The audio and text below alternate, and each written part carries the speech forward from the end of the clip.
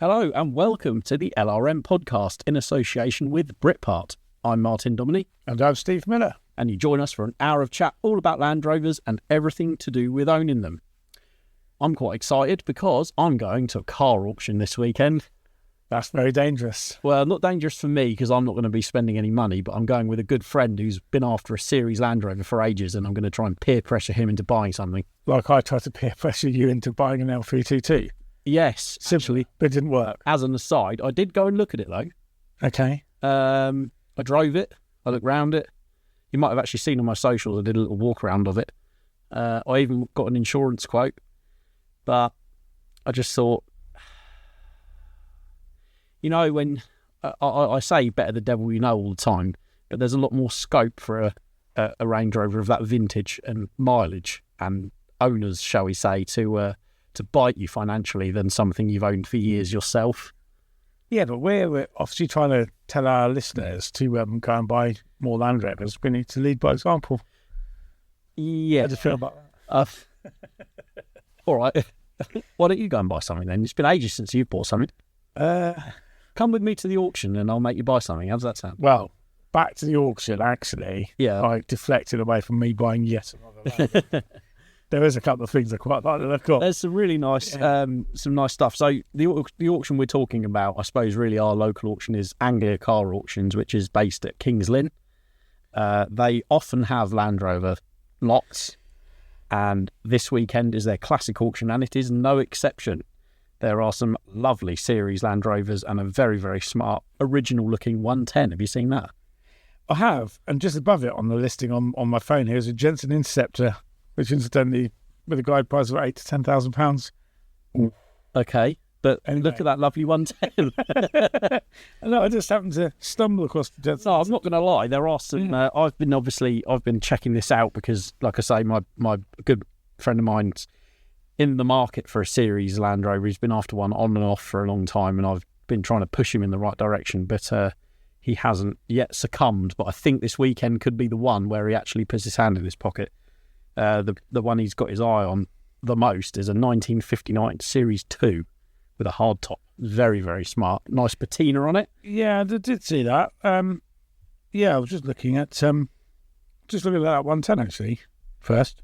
Yeah, it's quite unusual now to see a 110 that's, I think this is fair to say in general, not just at auction, but this is a 93, so probably a late 200 TDI with standard steel wheels, 750s, and doesn't look like it's been messed with at all. Unmolested. That is the buzzword, isn't it? Unmolested. Yeah. Guide of £7,000 to £9,000, which I think it will make easily, to be honest. Yeah, do you know what? I think if they'd put a bit of barn fine dust on it, that could have made 12. All joking aside, I think patented barn fine dust. Yeah, special barn fine dust.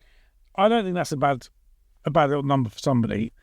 What do you reckon it'll sell for? Because by the time this goes out, the auction would have, by the time listeners actually listen to this, would have been. I think the results will be up by the time. They might be. They normally publish results fairly swiftly, don't they, after the auction? Yeah. So it will be, I mean, hopefully, again, the results will be on angliacarauctions.co.uk, but hopefully my pal, my buddy, will have bought one of the series on offer. And there's also a 62 2A, which has got a Series 3 front on it for unknown reasons, and a Series 3 bulkhead by the looks of it. And my favourite is a red lightweight with a 3.5 V8 in it, which is sporting some very period-correct Compomotive alloy wheels. On a G-Reg, so 1989, 90 register. Yeah, I'm guessing that's from when it was demobbed, so when it came out of the military, it would have been put on that plate. See, I think that's a V8 lightweight with a guide of 10 to 12,000. I think that's quite some money for that. I do as well. I don't know if it will get there. I don't think so. No. People want originality with lightweights, I think. I'm going to say, I don't think that will bid beyond £8,000. No, I think you're about right there. Possibly even slightly less. Yeah, I think 8,000 is doing well, but obviously only needs two people to want it. Exactly. And actually, that if you want sort of summer, roll the sides up, make V8 noises fun, you could do quite well with that, I think. Personally, if I was spending money on a Land Rover at this auction, I'm torn between two, right? Now, I just noticed, actually, I'm skipping around a bit here, but if you look on the description for the lightweight, it says, and a Land Rover Enthusiast magazine article on the vehicle. I remember that being on the cover of Land Rover Enthusiast magazine I remember 10, seeing 15 years ago, whatever. It's been shut down for over 10 years. I remember it being in a mag. I don't remember which one. Land Rover Enthusiast, it was a front cover Really? of Land Rover Enthusiast. I would have there's a lovely 1964 Series 2A with a full tilt, which looks like quite nice original paint and a military front bumper.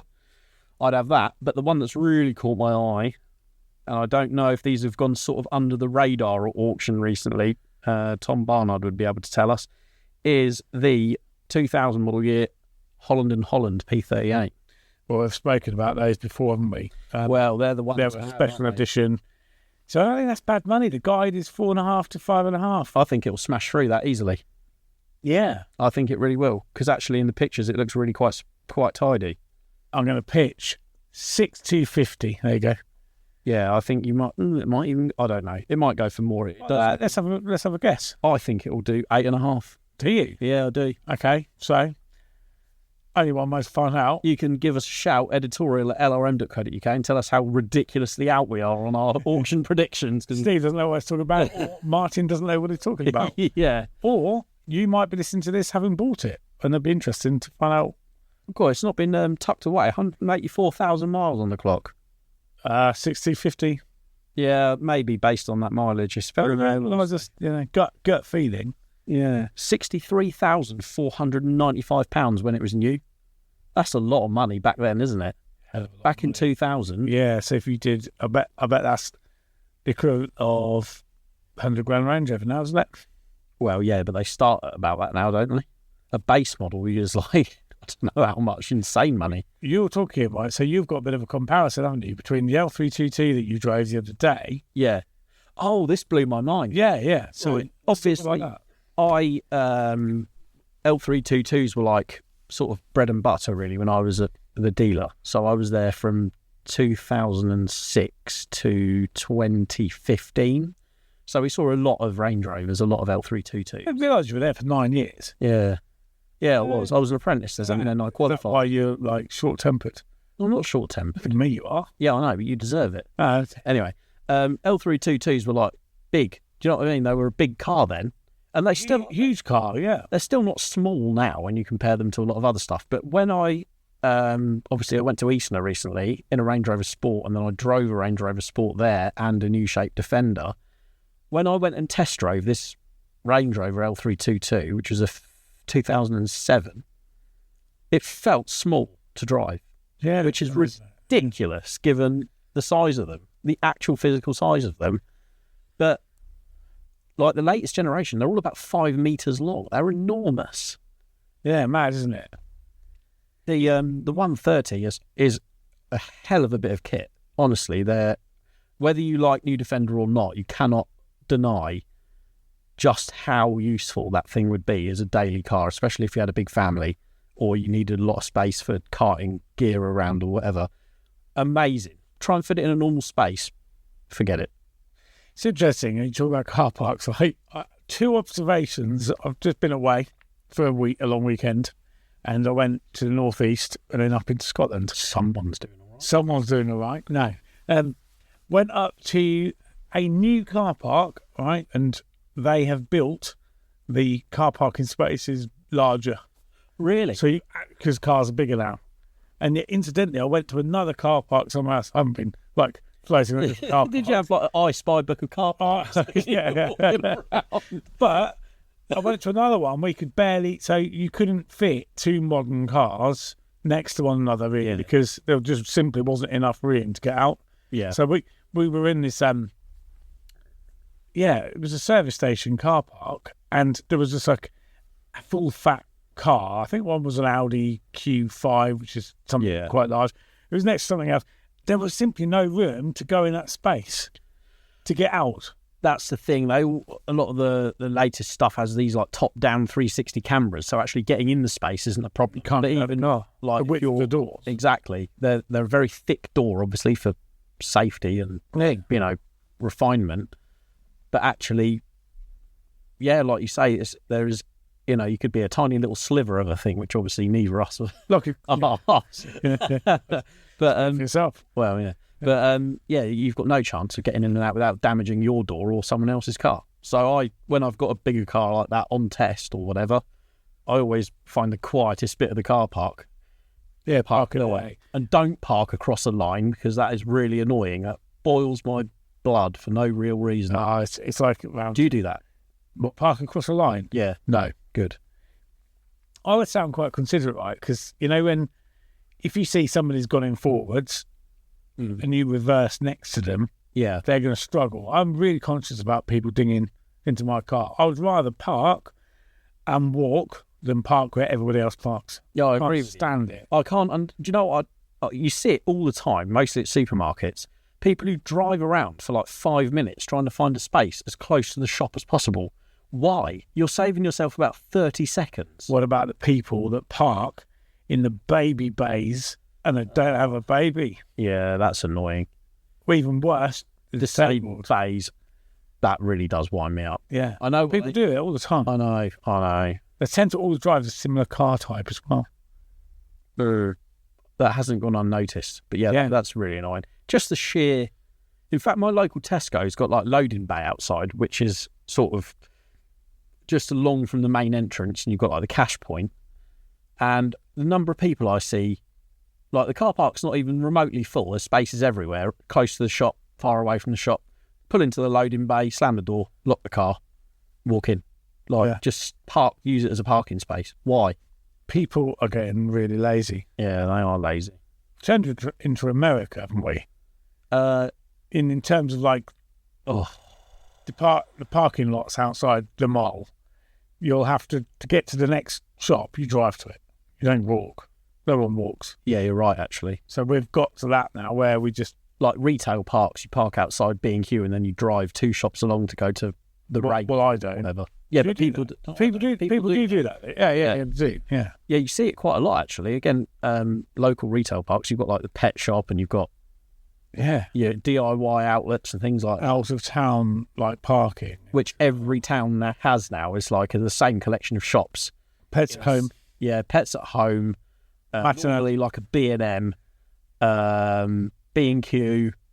Yeah, they do. Yeah. All the same. Copy and paste all over the place. And yet I went down a high street in the northeast, naming no towns, but it was like there was people walking around of a generation, to be fair, an ageing population. All the shops were just like gone. All the independent shops all got shutters up, to let signs. To take on a shop now in the UK, you'd be kind of mad. You don't see it as much necessarily in like tourist areas, but like your typical UK town centre, it is charity shops, barbers, coffee shops, vape shops, and estate agents. Yeah, and estate agents. That's pretty much it. Yeah, that's all you get in a town centre now. It's sad, isn't it? Yeah. Do you know what I notice in town centres? Motorist shops.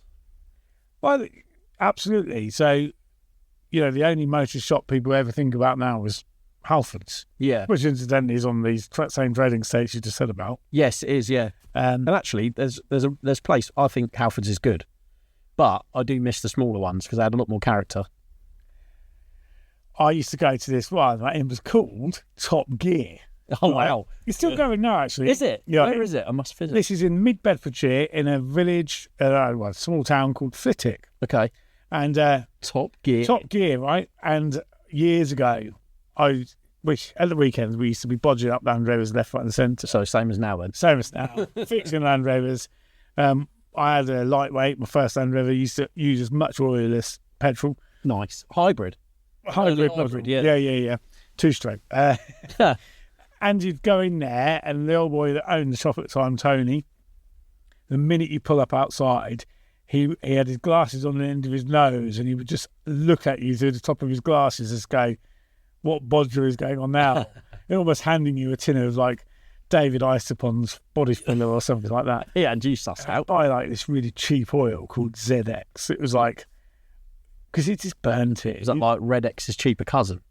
It was bad. Like the oil was, they didn't even like. Oh, it was literally a case of pour it in as quickly as it burnt. Kind of, it either burn it or leak it. And, Right, yes, it was just cheap oil. We were talking like £2.95, 5 litres. That is cheap. But that was like 20 odd years ago. Yeah, it was at like shillings and tuppence and things like that. Not quite that long. But this shop was brilliant, right? So back in the day, you'd just say, oh, I need a fan belt for, I don't know, a Vauxhall Cavalier. And he would just reach up and grab. He knew exactly where everything was. The shop had everything hanging off the ceiling. Where have all those shops gone? I completely agree. I'll tell you where they've gone. No one bloody well goes in them anymore because no one fixes their own car. That's a very valid point. I completely, I get what you're saying totally. There was a brilliant little independently owned car sort of motor factors accessory shop in my local town when I was growing up. And, you know, I hold my hands up. I didn't use it as much as I should have done, but the couple that owned it were absolutely spot on. You went in there and they just knew where everything was. They had really useful tools like old guns and colour tune and stuff like that, you know, like things you don't really see that much anymore. And just a really, really nice couple of people and just incredibly knowledgeable. And unfortunately, that's gone now as well. Well, we had one, didn't we, in our local town here? Yeah, that's only shot the other day. It came and went. Yeah. And there was one on the industrial estate. But the trouble is, there's only so many tins of hammerite they can sell or polish or cast, not even car stereos, but kind of like... Well, we said about it before, didn't we? Do you remember Connoisseur? Connoisseur. The tuning parts, and they had like a whole wall of alloy wheels and bucket seats and cherry bomb exhaust, cherry bombs and subwoofers in boxes. Yeah. Anything you could ever want to ruin your car. But yeah, it is a shame. But then again, we're spoilt now, as we always say. Where if you need a pair of wiper blades for a Land Rover, any model of Land Rover, on the internet, boom, pay your money electronically, it arrives day delivery. Yeah, you haven't even got to leave. It must arrive before you know you need it. Exactly. And again, we are incredibly lucky to have the parts backup that we do in this country. So while we're moaning about there not being that many independent shops, it has moved. Where's the knowledge there? Yeah, no, the knowledge has gone. It's like you go into the bigger, not so much Halfords, but like Euros or, you know, some of the other ones, and you can tell which people are who you want to deal with and who are like clueless. Tell you a story, right? So I had a Freelander one about, I don't know, 3 years ago. Right. And I was out on the road and all of a sudden the engine management light came on. Okay. And I thought, oh, and it bogged down in power and there was a lot of smoke. Good TD4? TD4. Okay. Of course, you'll probably know roughly what was wrong with it. Before you worked at LRM, just a couple, like I said, 2 or 3 years ago. So I lifted the bonnet and there was a hole in the intercooler hose. Mm-hmm.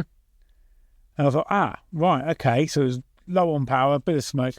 But I was only at that point 20 odd miles away from Rimmer Brothers. Okay, yeah. Luckily. So drove to Rimmer's, pulled up outside, went in, and I know the boys there.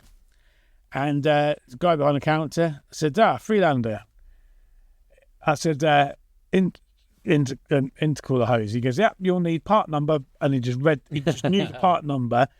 Within 3 minutes, there was one. And because I know Andy, the guy who looks after sales and marketing, he said, grab a screwdriver. And we fixed it there and then. Yeah, that's the sort of, yeah. I mean, it's just the knowledge. It's there. Brilliant. Put a price on that. And they've got everything in stock there. Every washer and just... Rimmer Brothers is one of those places that you can't appreciate until you've been there. Yeah. The scale of it and like the little reception showroom area with all the old classic cars in it, it's really cool. Yeah. Anyone that wants a trip to Rimmer Brothers, so they're south of Lincoln in a village called Bracebridge Heath.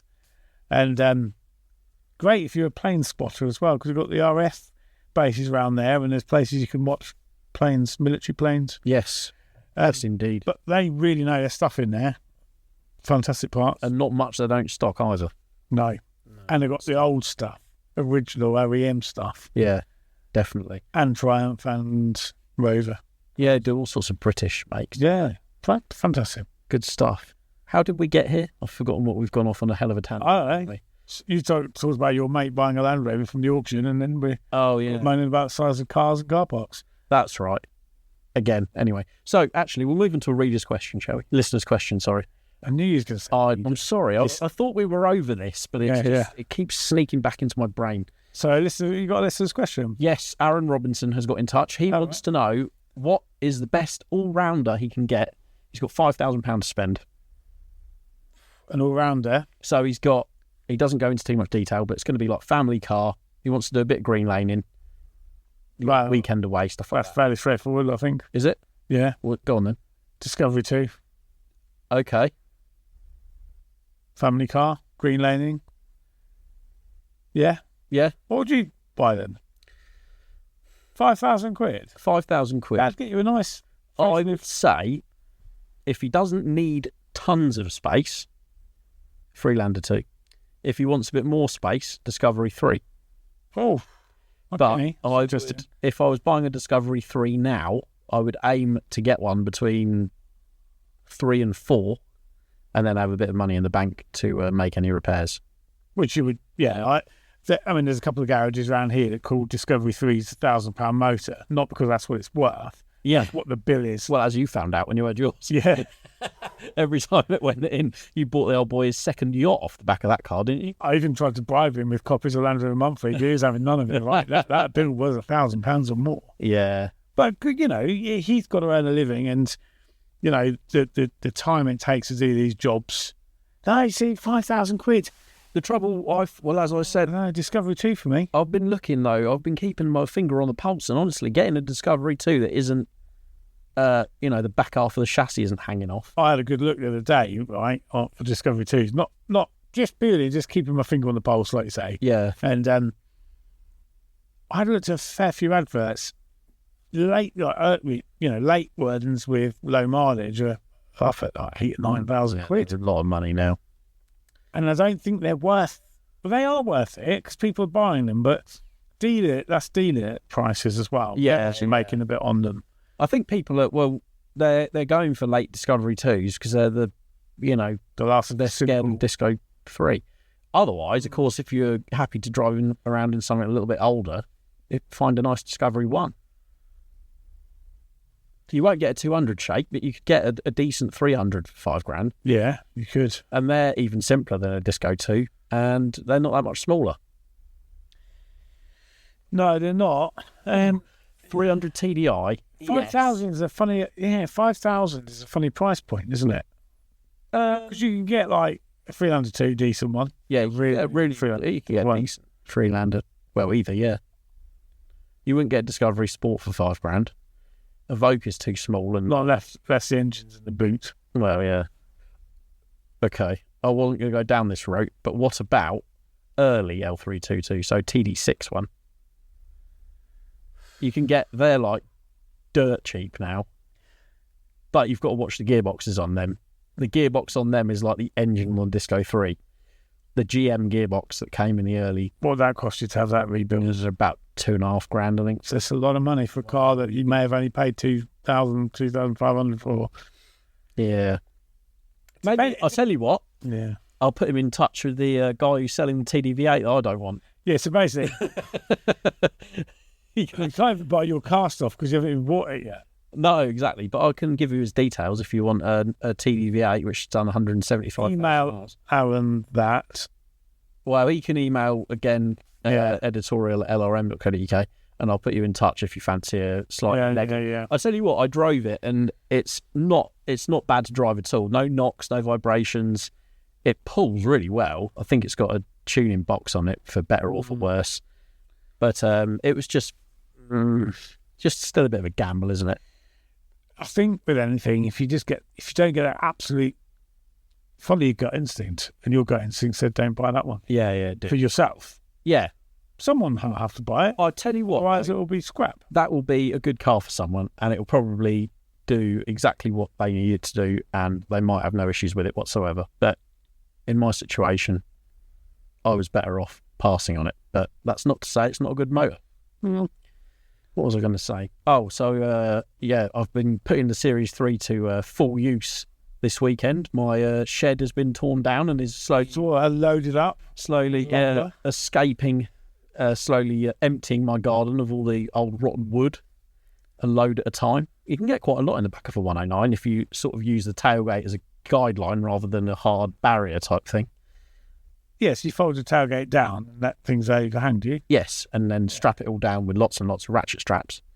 But yeah, it was quite nice. As I've alluded to before, the rear suspension on my 109, because it's ex-military, it's heavy duty. It was an FFR. Unless you've got loads of weight in the back, doesn't really do anything, and it just bone jarring ride. So with a lot of wood in the back, it actually rides really nicely. Hopefully, it'll ride that nicely when I've swapped those leaves out for the Britpart parabolic springs that I'm going to fit when I re-chassis it. Which we're not far away from there. I know, very exciting. I've actually started taking accessories off. So I took the winch off last night. I'm going to start sort of... That's like 50 kilos off. It is 50 kilos, yeah. It's a heavy old lump, that A274. Yeah. My steering is going to be like having power steering now. What was I going to say? Yeah, Is that back on? I think so, yeah. Eventually. For all the times you need to winch yourself. But it's become part of that vehicle's personality now, I think. Yeah, no, definitely. It's the thing that makes it look like... It stands out. Yeah. So, yeah, lots of wire brushing, lots of penetrating oil on all the threads and rusty things. Ready for the strip down to commence. So eventually, the series of the re-chassis will appear on our YouTube pages, won't it? Yes, it will be in the magazine and it will be on YouTube. I've started editing the first video already. So, which we went and had a bit of fun filming the other day, didn't we? We did, yeah. We did a little introduction piece. It's a great excuse to get out of the office. It's brilliant, isn't it? Yeah. It's like coming in and doing going off, yeah, exactly. We've got a lot of work to do. Yeah, yeah. We're in the middle of a studio, away from phones ringing, emails. Bliss. Internet bliss.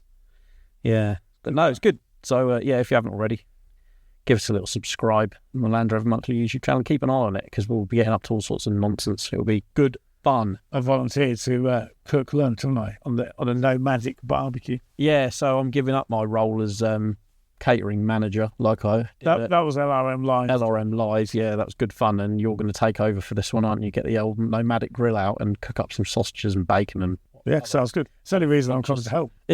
Yeah, use the word help lightly. Yeah. Doing a lot of heavy lifting, that word, Steve. Yeah. Just put I don't have to get dirty, do I? No, probably not. Well, I'll be filming. Yeah. Yeah. You'll have your Steven Spielberg hat on. Well, yeah, you just got to, do what you need to do. Yeah. 2 days. The idea is to have it incredible. Do you know what, though? I've seen people do chassis swaps in a weekend. I've seen them doing like 6 minutes on YouTube.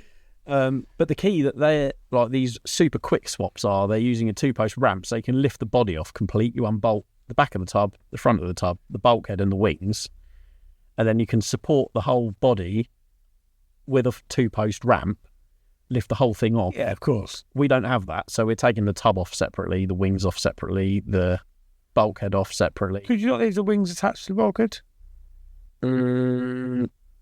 Potentially. Wobbly, isn't it? Yeah, it'd be a bit of a fiddle. Well, there's a few of us. Yeah.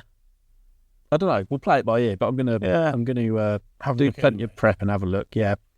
But no, I'm really excited to do that because it will be lovely having a good, strong galvanised chassis under it where I can go off and do all the things I've wanted to do with it and not worry about, the tin worm taking hold inside and just once they start to rust and you get welding and the following year you do a bit more welding, you're chasing your tail, aren't you? Well, that's exactly what I've found. And actually, mine has lasted pretty well. So it's 1975 Land Rover and the chassis has, for the most part, held up.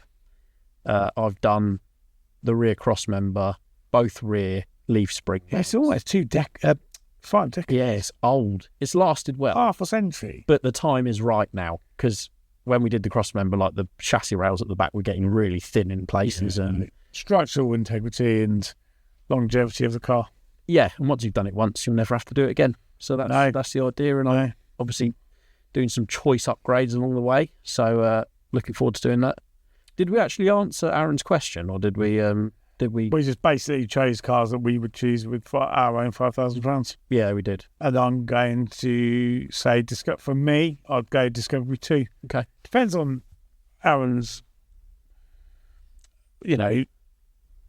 risk, I suppose. How much risk he wants to put into if he's got $5,000 and he's also threshold of risk, I suppose, isn't it? Where's he at? Yeah, he didn't really mention whether that £5,000 includes maintenance or whether he wants to spend $5,000 and then he's still got some left in the pot to do it up. I think with any purchase, you still have to have something in the pot. Yeah, definitely. Yeah. Most, what Land Rovers are like. Oh, yeah. You can get really lucky, but quite often, just have something in reserve. Yeah. Don't spend every penny you've got. Definitely. On the purchase. You see that all too much, unfortunately. Yeah. People get, it's easy to, well, I'll just do this and I'll just do that. And then before you know it, a year's gone by and you've spent, like you say, as much as you actually paid for the thing in the first place. And then you may as well just bought a different one to start. Yeah. Buy the best you can find. There you go. Yeah. What else is new with you then? You been up to much? Only my trip to the northeast and to Scotland. Oh, yeah. And you just nipped into Scotland for lunch, didn't you, or something? No, that sounds a bit like went to Scotland, but it was only an hour's drive to a nice little market town called Jedburgh. Don't know if you've ever been. No, I've not.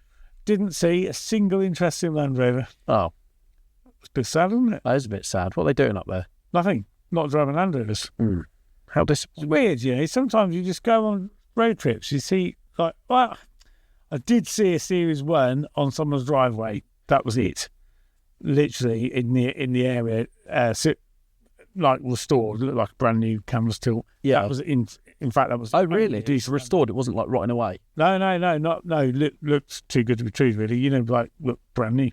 Oh wow, fantastic. That was it. That's the only thing I saw. Because the last time I went up through Scotland, I actually, it was doing Land's End to John O'Groats. I saw loads of Land Rovers on driveways, and most of them were dilapidated and looked like they were trying to be reclaimed by the. It's a single thing. Some quite interesting stuff from Range Rover Classics, Discoveries, early 90s and 110s, and plenty of series just being taken over by bushes and going green and looking a little bit Still not make you want to buy them all? Yes, every single one. Yeah, rescue them. Yeah, I've run out of the rescue. I used to say to Louise, my wife, and he's rescuing. Of course, you can only do so much, can't you? Yeah, you can. The one thing that's I've always been on the fence about, when you see something and a lot of people probably knocked on the door or left a note and said, oh, if this is ever for sale, please ring me up. And then you never hear anything because whoever owns the house or whatever, or owns the vehicle, says, oh, I'm going to do it up one day. And in reality, they're not. It's just going to continue crumbling. Oh, yeah, definitely. That tends to be the case quite a lot. Much as I'm with everyone to a degree who says, well, that's a crime, they shouldn't do that, they should sell it to someone who's actually going to put the work in. At the same time, they own that is their property. There might be a reason they don't want to sell it. Yeah, it's a bit like my old mate Farmer David, and I've spoken about him before, haven't I, on this very podcast. I always thought he was into classic cars, right? Because when I first went round there and saw all these sheds full of old cars, I thought, he's into classic cars, but he's not. He's into any old crap that he buys, and because it's been in the shed long enough, it becomes a classic car. And he has a bit of Does it become a classic car, or does it just become scrap? Well, a classic car that is also scrap, really. Okay. They rot away in sheds. He tended to buy things like, I don't know, a Ford Mondeo, or X-Type Jag, or a P38. Okay. Or a Mitsubishi Shogun. And the list is endless. Ford street car. So why would he... Random stuff, with all intents and purposes, as a backup car. It doesn't go anywhere. Okay. Parks them in his shed, and he's got he had, at one point, 40 cars. And but he gets an enjoyment from just looking at them. And that, in his mind, the latest car is the one that is a project. Okay, got you. That leads and all that others. And then they will lose interest and another one appears. Yeah, okay. And then they come out, and basically he has what we call the bottom shed. If they ever get relegated to the bottom shed, they're never coming out. They will never see the light. No, only to the scrap yard. On the back of a beaver tail. Basically, they get scrapped once they go into that shed. The shed's got like hardly any roof covering, pigeons all live in there, crapping all over everything. And it's just, I mean, he had like a Mark 1 Toyota MR2 in there. God, that's a nice car. Yeah, Or would have been. would have been, but it just sort of, the tyres go flat and they perish and it's sunk into the ground and it just got scrapped. What a shame. Yeah. But again, He gets some enjoyment from owning them all, Yeah. not Everyone, driving them. you get that little, regardless of whether it turns out to be a good decision or not, you always get that little rush, that little bit of excitement when you're buying something, I find. It's that sort of, I don't know. Oh, yeah. I suppose it's like, well, anything. Just come by and Regardless of whether it's a vehicle or retail therapy, they call it, don't they? Yeah, definitely. It sounds like someone he might need a bit of therapy if he's got 40 motors right now. No, not now. I bet it's down to about 15, 20 now. Oh, right, okay. So you don't need therapy if you've got 20 cars. You do if you've got 40. Yeah, I don't know where the limit is, to be honest, with regards hoarding. Is it hoarding? Kind of, yeah. Are you going to see him on Channel 4 documentary soon, or? It could have been that serious, but not now. Right. No, He's got a handle on it. He's buying fewer and fewer bits now. He doesn't really buy much now. He just sits on what he's got. Right. Well, fair enough. I suppose. Has he got any Land Rovers left, or have they all gone? Have they all gone to the bottom shed? No, I don't think there's any Land Rovers in the bottom shed. I think he may have. Well, he might have one for you. Diesel P38. Oh, yeah, lovely. The one that said that I drove because he thought someone won with it. Oh, and it's just, Yeah. they are just that slow. Yeah. Yeah. It's got diesel P38. Actually, there's been some tidy ones coming It's tiny. Yeah. I think he might have a 4.6 one as well. Oh, really? Yeah. That's a bit better. I bet it's got slip liner. They've all got slip liners, haven't they? They all like a bit of a sip of coolant from now and again. He hasn't really driven it to know whether it's any good or not. Fair enough. He's got an Jaguar XK8. Oh, really? What, Well, first generation? Yeah. Oh, wow. Yeah. Well, like a late 90s one. Yeah, I know. The first shape. The ones that the floor just fell out of them because they rusted. Yeah, he did, right. So, they have a saggy headlinings in them. Yeah. They're like Discoveries do. He decided they didn't need a headlining anymore. Okay. He pulled the headlining down. And I said, well, go and get one from these Jaguar specialists. No. He found an old tin of, the car's dark blue. He found a tin of blue paint Okay. and did a paint on roof Did lining. you remove the headliner to do it? Yeah. Okay, well, right. Okay. So he's painted the metalwork blue. He's painted the headliner blue to match the body. Not the headliner, as the actual steel roof. He's taken the headliner Oh, he out. didn't refit the headlining? No. so What? yeah. I thought you'd taken it out, No. stripped all the... Because then I had the last Discovery one I had, which was quite a tidy car, but not mint. I was using it as my daily. The headliner fell down on that, as they always do. So I carefully removed the headlining, peeled all the fabric and scraped all the glue off, and got some kitchen paint from Wilko, the same colour as the trim, and painted the headlining, put it back in, and obviously if you touched it, you could feel it was Crispy. it was, rough to the touch. It wasn't soft. Martin's top budget. Still, it looked perfect. And having recovered a headlining on a P38 I owned before, I would, from a job point of view, on your driveway, painting it made more sense. And because the sunroofs were a little bit weepy, it didn't, fall down again. So I thought that was a good fix. But not actually painting the inside of the roof. That's next level, that is. Yeah, no, he's next level. He sent me, funny enough, up to that shop, Top Gear, once. Oh, right, okay. And he had, I forget the blue, because I've had a Discovery at the same time. He had one. Yeah. He said, go and get me, I won't do his voice, because he's proper old, country, Right. Bedfordshire countryman. He said, I can't even... He's up for a bit of headlining in a tin, Yeah, was he? he said, no. He said, go. He wanted to, when they Discovery ones, they get corrosion. He wanted to cover up the corrosion of the bodywork with some blue paint. Right. And he said, go and get me some blue paint for the Discovery. I said, well, what's the paint code Yeah. for said Discovery? No, just get blue paint. It's a bit, yeah, but it's, if you're gonna go spend money on blue paint, get the correct blue. The guy in the shop. What colour do you want? Oh, blue. Just blue's fine. Yeah, blue. So he said, any old blue paint will do. So I said, no. Of course, Top Gear didn't have the exact blue of the Discovery. Okay. Next thing, so I said, I can't get you, I don't know, Ford something, Yeah. Vauxhall Spectral Blue, because it's completely different. Next thing I turn up, what the hell's he done? And he's found some other blue paint. Wow. That blue is not the same blue, but to him, he's got a bit of a corrosion issue. Okay. Well, yes. He's got rid of a corrosion issue, but he's got a cosmetic issue. Yeah. My friend, years and years ago, he used to go off-roading pretty much every weekend, and he'd not long had this Discovery. It was forget the exact colour. It was a dark metallic blue. I can't remember the name of it, but he scraped the door on a big old dip that ticks over.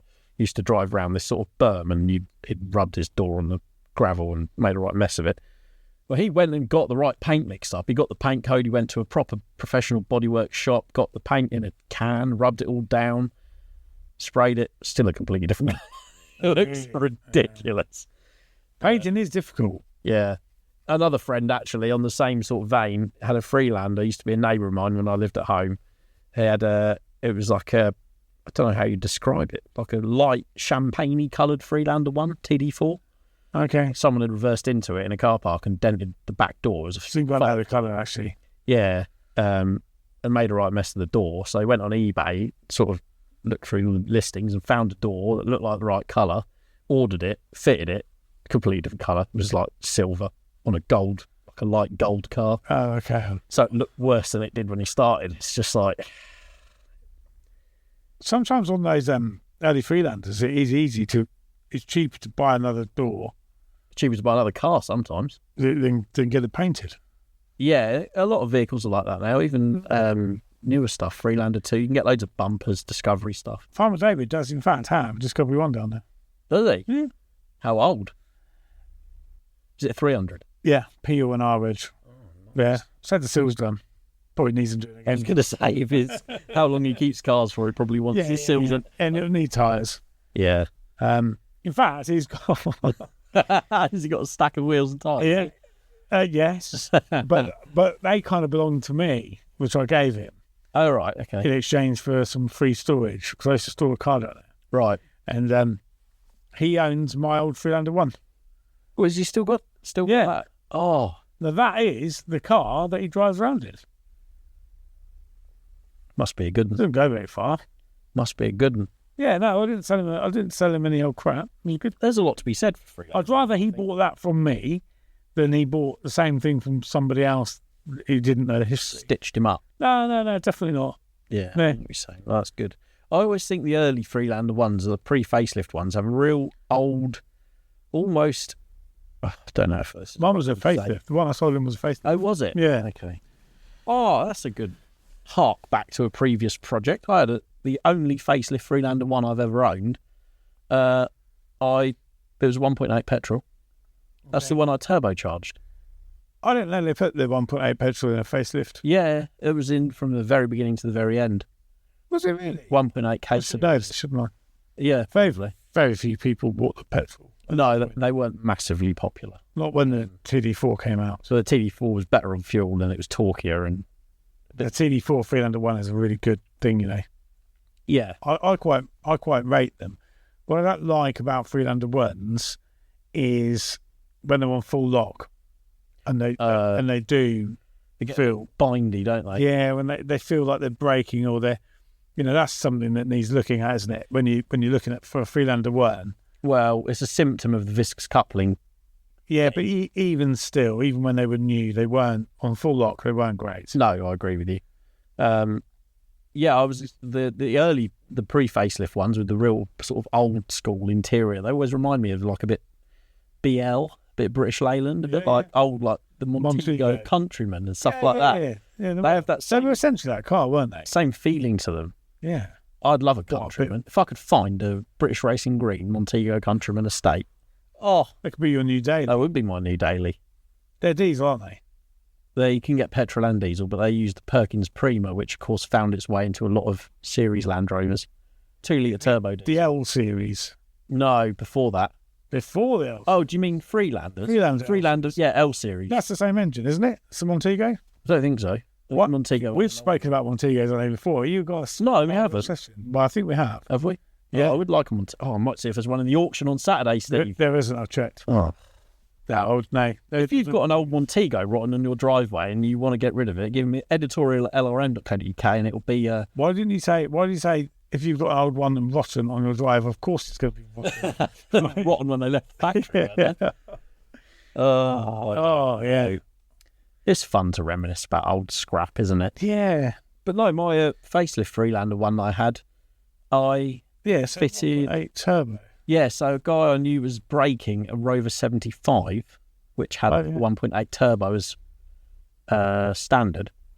Fun fact, the Rover 1.8 turbo, and I believe they did a low compression non-turbo, was developed for the Mexican market to use low octane petrol.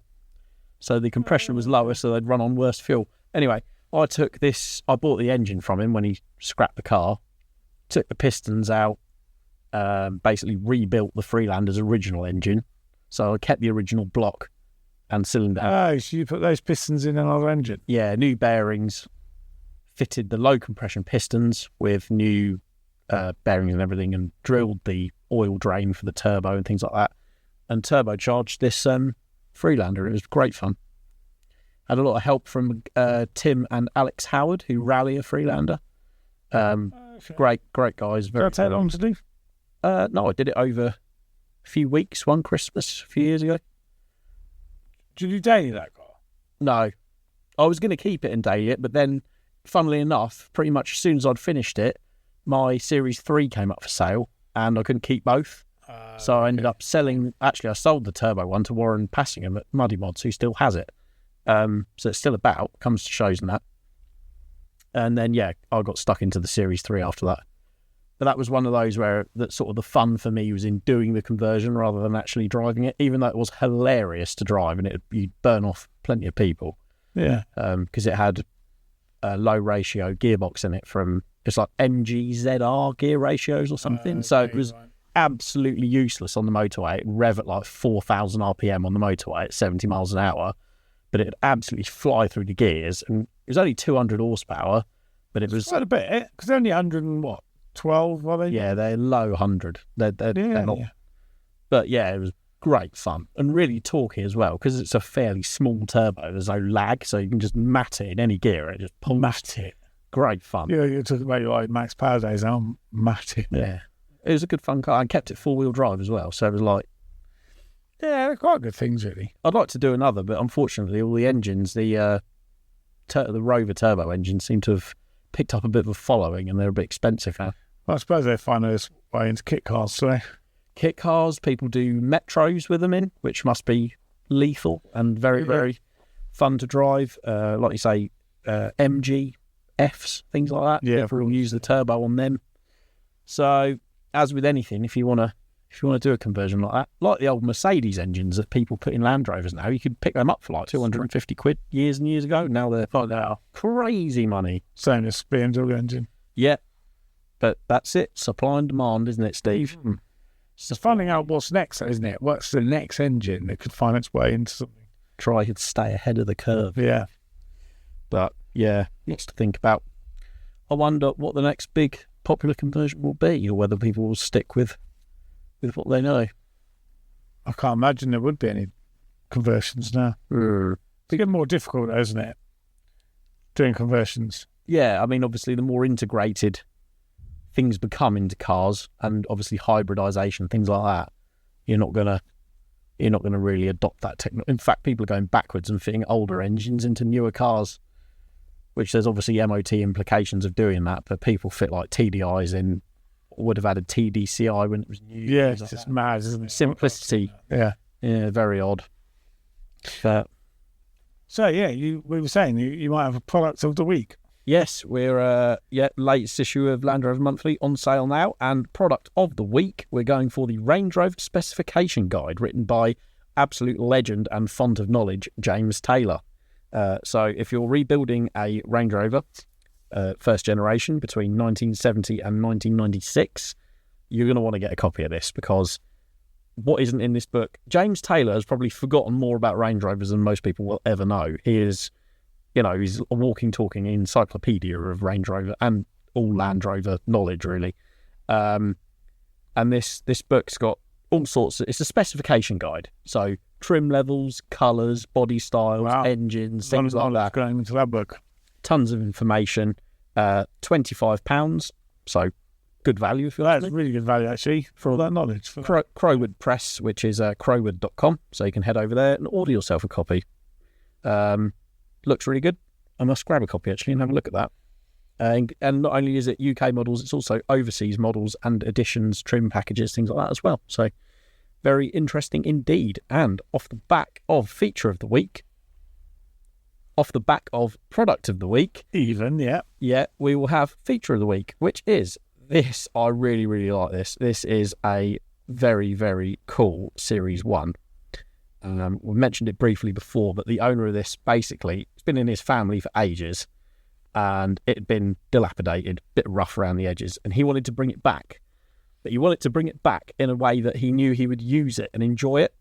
So it's a Series 1, but it's, like people are doing, I suppose resto mod is a sort of overused phrase, but people are doing upgrades to classics, but keeping the original sort of DNA. Yeah, of course. That's what they've done with this. So it's got modern tyres, it's got slightly nicer interior, nice trim, things like that. But it retains the character of the original car. Which I think is important, isn't it?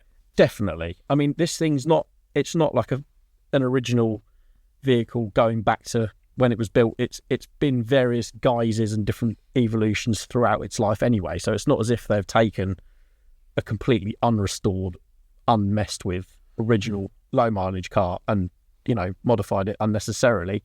This is part of its life. This is part of its history now. And I think it's Julian Schulheif has done the restoration on it, and he has done, as usual, a fantastic job. So grab a copy of the latest issue of Land Rover Monthly, and you will enjoy seeing that gorgeous Series 1 being driven and enjoyed, as I believe they all should be. Definitely. And after driving Alistair's Series 1 a couple of 3 weeks ago, they're fantastic cars. Yeah, absolutely. And all best of luck to him, because it looks a cracking vehicle. Yeah. Who wouldn't want that? Absolutely. So, I think that just about rhymes off this one, doesn't it? I think it probably does. Yeah, so don't forget to leave us a little rating if you want to on your preferred streaming platform. But only positive ratings. Yeah, we don't want negative ratings. Negative. Give us a like and a follow on our socials, and please follow the YouTube channel. Yeah, and we'll catch you same time next week. Same time next week. See you then. Thanks for listening.